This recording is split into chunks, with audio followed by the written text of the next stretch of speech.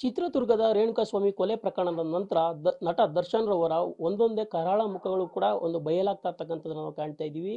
ಅಂತ ಒಂದು ಕರಾಳತೆಗೆ ನಿಜಕ್ಕೂ ಕೂಡ ಚಾಮರಾಜನಗರ ತಾಲೂಕಿನ ನಿಜಲಿಂಗನಪುರ ಗ್ರಾಮದಲ್ಲಿರ್ತಕ್ಕಂಥ ಒಬ್ಬ ಕುಟುಂಬ ಕೂಡ ಅವರ ಒಂದು ನಟ ದರ್ಶನ್ ರವರ ಕರಾಳತೆಗೆ ಸಾಕ್ಷಿಯಾಗಿರ್ತಕ್ಕಂಥದ್ದನ್ನು ನಾವು ಕಾಣಬಹುದು.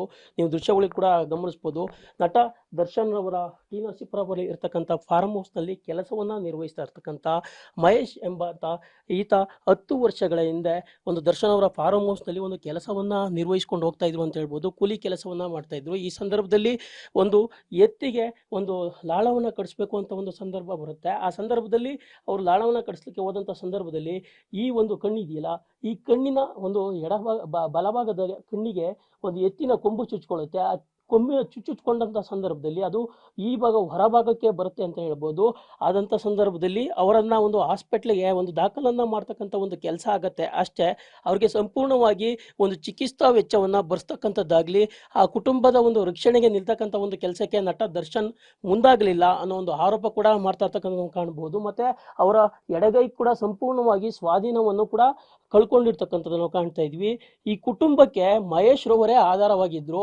ಆದರೆ ಆ ಮಹೇಶ್ ಅವರ ಈಗ ಕಳೆದ 10 ವರ್ಷಗಳನ್ನು ಕೂಡ ಒಂದು ಬೆಡ್ ಮೇಲೆ ಮಲಗ್ತಕ್ಕಂಥ ಒಂದು ಪರಿಸ್ಥಿತಿ ಇದೆ.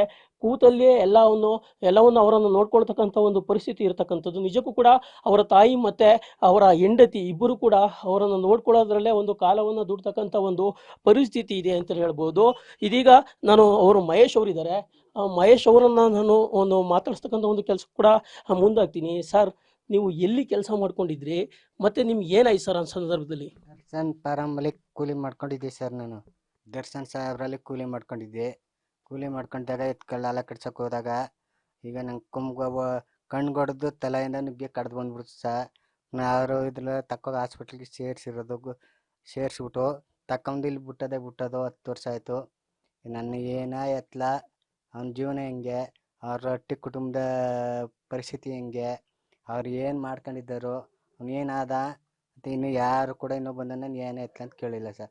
ಅಲ್ಲಿ ನಮ್ಗೆ ಅಷ್ಟು ನೀರು ಕುಡಿಬೇಕಾದ್ರೆ ಯಾರೋ ಒಬ್ರು ನಂಗೆ ನನ್ನ ತಾಯಿ ಇರಬೇಕು, ಇಲ್ಲ ನನ್ನ ಹೆಂಡ್ತಿ ಇರಬೇಕು, ಇಲ್ಲ ನನ್ನ ಮಗಳಿರ್ಬೇಕು. ಈಗ ಸಣ್ಣ ಮಕ್ಕಳು ಯಾವೇ ಗಂಡು ಮಕ್ಕಳು ಅವು ಯಾವ ಮಾಡೋ ಅಂತ ಮಟ್ಟ ಇಲ್ಲ. ನಂಗೆ ತಂದಕ್ಕ ವಿಧಿನೇ ಇಲ್ಲ ಸರ್. ಯಾರು ನಂಗೆ ಜೀವನಕ್ಕೆ ಏನೂ ಆಯ್ತಾ ಇಲ್ಲ ಇಲ್ಲಿ ಸರ್. ಈಗ ಆ ಘಟನೆ ಆದಂತ ಸಂದರ್ಭ ನಂತರ ನಿಮ್ ಕಣ್ಣು ಸಂಪೂರ್ಣವಾಗಿ ಹೋಗಿದ್ಯಾ? ಬಲಗಣ್ಣು ಹೇಗೆ ಸರ್?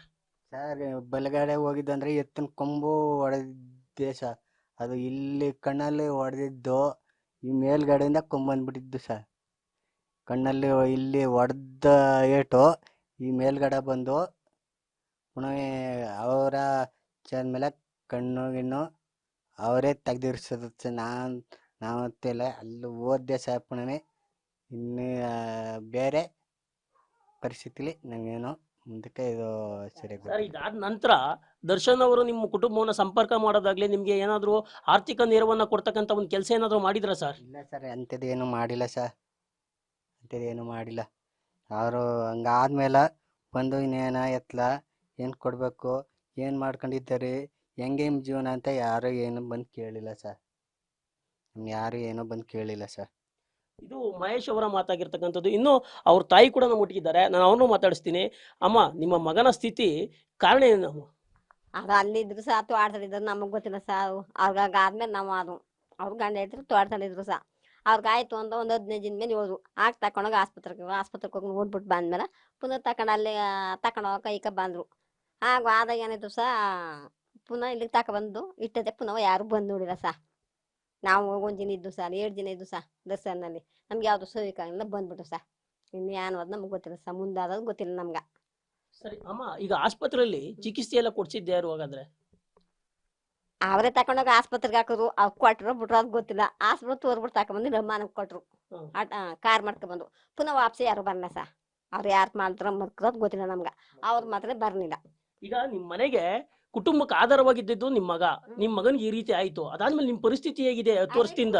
ಕೂಲಿ ಮಾಡ್ತೀವಿ ಸಹ, ಕೂಲಿ ಮಾಡ್ತೀವಿ. ಬಂದು ಒಂದು ಅದೇ ನನ್ನ ಮಗ ಒಬ್ಬಳ ಅವು ಹೋಯ್ತಾಳ ಕಮಲ ಕೂಲಿಗೆ ಐತೀನಿ. ಅದ್ರಲ್ಲಿ ಏನೋ ಒಂದು ಅಕ್ಕಿ ಕೊಡ್ತಾರ, ಕೋಪಂದ ಅಕ್ಕಿ ಕೊಡ್ತಾರ. ಅದೊಂದು ಪಟ್ಟಿ ಉಂಡ್ಕೊಂಡು ಕಾಲು ಹಾಕ್ತೀವಿ ಸಹ.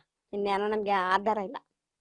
ಈಗಲೂ ಕೂಡ ನಿಮ್ಮ ಮಗನಿಗೆ ಹ್ಮ್. ಮಾತ್ರೆಗಳು ತಗೊಂಡ್ಬೇಕು, ಕೊಂಡ್ಕೊಳ್ಬೇಕು, ಇದೆಲ್ಲ ಕೊಂಡ್ಕೊಳ್ಳಿಕ್ಕೆ ಕಷ್ಟ ಆಗ್ತಿಲ್ವಾ ನಿಮ್ಗೆ? ನೋಡಿ ತಂದಿನ ತೋರ್ಸಿನಿ ಗುಳಿಗೆ ಬಾಟ್ಲು ಗಿಟ್ಲು ಎಲ್ಲ ತಂದಿವಿ. ಬಾಳ್ ತತ್ತೀನಿ ಸಾ ಒಂದ್ ತಿಂಗಳಿಗೆ ಒಂದ್ ಬಾಳ್ ತರ್ಬೇಕು, ಒಂದ್ ತಿಂಗಳಿಗೆ ಒಂದ್ಸಲ ಬಾಳ್ ತರ್ಬೇಕು. ಅದು ತೀರೋದ್ಮೇಲೆ ಹೋಗ್ತಾ ಇರ್ಬೇಕು ಅಷ್ಟೇ. ಈಗ ದರ್ಶನ್ ಅವರು ಕೊಲೆ ಕೇಸಲ್ಲಿ ಸಿಗಾಕೊಂಡಿದ್ದಾರೆ ಅಮ್ಮ. ಆ ನಿಮ್ ಮಗನಿಗೆ ಈ ಸ್ಥಿತಿಗೆ ಅವರೇ ಕಾರಣ. ಏನ್ ಹೇಳ್ತೀರಾ ಅಮ್ಮ? ಏನ್ ಮಾಡೋದು, ನಮ್ಗೆ ಅಷ್ಟು ಗೊತ್ತದ ಸ, ನಮ್ಗೆ ಯಾರು ಗೊತ್ತ ಸ ಇಲ್ಲ. ಒಬ್ಬ ನಮ್ಮ ಯಜಮಾನ್ರು ತೀರೋರು, ಎಷ್ಟು ಚಿಕ್ಕ ಮಕ್ಳು ಕಟ್ಕೊಂಡು ನಾವ್ ಏನ್ ಮಾಡಕ್ಕದ ಸ? ಅಷ್ಟು ತೀರೋರು, ಅವ್ರು ತೀರೋರು. ಅದೇ ಕೂಲಿ ಮಾಡ್ತೀವಿ ಗಂಟ ಅದೇ ಒಂದು ಆಳು ಇಟ್ಕೊಂಡು ಇವ್ನ ಜೋಪಾನ ನೋಡ್ಕೊತೀವಿ. ಒಂದು ಕಪ್ ಟೈಯ ಕಾಯಿಸಿ ಕುಡ್ಕೊಂಡು ಒಂದು ಅಣ್ಣಗಿನ್ನ ಇಕ್ಬಿಟ್ಟು ಕಾಲ ಹತ್ಕೊಂಡು ಹೋಗ್ತೀವಿ ಸ ಈಗ ಅಷ್ಟೇ. ನೀವು ಅವ್ರ ಬಳಿ ನೆರವು ಕೇಳಲಿಕ್ಕೆ ಹೋಗಿದ್ರಿ, ಒಂದಷ್ಟು ಜನ ಎಲ್ಲ ಸೇರ್ಕೊಂಡು. ಆ ಹೋದಂತ ಸಂದರ್ಭದಲ್ಲಿ ನಾಯಿಗಳನ್ನೆಲ್ಲ ಬಿಟ್ಟು ನಿಮ್ನ ಹೊರ ಕಳಿಸಿದ್ರು ಅಂತ ನಿಜನಾ? ಅದ್ರ ಬಗ್ಗೆ ಆದ್ರೆ ಇಂತಿವ್ರ ನಮ್ಗೆ ಗೊತ್ತದ ಸ, ಬಿಟ್ರು ನಾಯಿ ಬಿಟ್ಟರು ಯಾರ ನಮ್ಗೆ ಗೊತ್ತಿಲ್ಲ. ಅದೇ ತಗೋಸಿದ್ದೇನೆ ಇದು ತಗೋಸಿದ್ದೇನೆ ಅದು ನಮಗ್ ನಾಯಿ ಗೊತ್ತಿಲ್ಲ. ಬಿಟ್ಟಿಡ್ಕೊಂಡು ಎಲ್ಲ ಓಡೋಗ್ಬಿಟ್ರಿ. ಹ್ಮ್ ನಾಯಿ ಅಂದ್ರೆ ಸಣ್ಣವಾಗಿದ್ದ ಸ, ನಾಯಿ ದೊಡ್ಡವತಾನೆ ಹಸುನಾಗವ ಬಾಯಿ ಮಾಯ್ತು ಬಂದ್ಬಿಡು ನಾವು ಅಷ್ಟೇ. ಮುಂದಕ್ಕೆ ಇನ್ನೇನೋ ನಮಗ್ ಗೊತ್ತಿಲ್ಲ. ಮತ್ತೆ ನೀವು ಹೋಗಿಲ್ಲ ಅಲ್ಲಿಗೆ? ಪುನಃ ಹೋಗಿಲ್ಲ ಸ ನಾವು, ಪುನಃ ವಾಪಸಿ ನಾವು ಎದ್ಗೂ ಹೋಗೇ ಇಲ್ಲ. ನಿಮ್ಗೆ ಯಾವುದೇ ನೆರವು ಕೊಟ್ಟಿಲ್ಲ? ಕೊಟ್ಟಿಲ್ಲ ಸ. ಓಕೆ, ಇದಿಷ್ಟು ಒಂದು ಕುಟುಂಬದ ಒಂದು ಮಾತುಗಳಾಗಿರ್ತಕ್ಕಂಥ ನಾವು ಕಾಣ್ತಾ ಇದೀವಿ. ದರ್ಶನ್ ಅವರು ಫಾರ್ಮ್ ಹೌಸ್ ನಲ್ಲಿ ಕೆಲಸ ಮಾಡಿದಂಥ ಸಂದರ್ಭದಲ್ಲಿ ನನ್ನ ಮಗನಿಗೆ ಎತ್ತು ತಿವಿದು ಬಲಗಣ್ಣು ಹೋಗಿತ್ತು. ಆದರೆ ಅವ್ರಿಗೆ ಒಂದು ಚಿಕಿತ್ಸೆಯನ್ನ ಕೊಟ್ಟು ಅಂದ್ರೆ ಆಸ್ಪತ್ರೆಯಲ್ಲಿ ಸೇರಿಸ್ತಕ್ಕಂಥ ಒಂದು ಕೆಲಸ ಆಗ್ತು ಅಷ್ಟೇ. ಅದ ನಂತರ ಮನೆಗೆ ತಂದು ಬಿಟ್ರು. ಅದ ನಂತರ ಆರ್ಥಿಕ ನೆರವನ್ನು ಕೊಡ್ತಕ್ಕಂಥದ್ದು ಮತ್ತೆ ಕುಟುಂಬದ ನಿರ್ವಹಣೆಗೆ ಒಂದು ಸಹಕಾರ ಕೊಡ್ತಕ್ಕಂಥ ಕೆಲಸ ನಟ ದರ್ಶನ್ ಅವರಿಂದ ಆಗಿಲ್ಲ ಅನ್ನೋದು ಕುಟುಂಬದ ಮಾತಾಗಿರ್ತಕ್ಕಂಥದ್ದನ್ನ ಕಾಣ್ತಾ ಇದೀವಿ. ಕ್ಯಾಮ್ರಾ ಪರ್ಸನ್ ನಿತಿನ್ ಜೊತೆ ವಿಜಯ್ ಕುಮಾರ್, ಪಬ್ಲಿಕ್ ಟಿವಿ, ಚಾಮರಾಜನಗರ.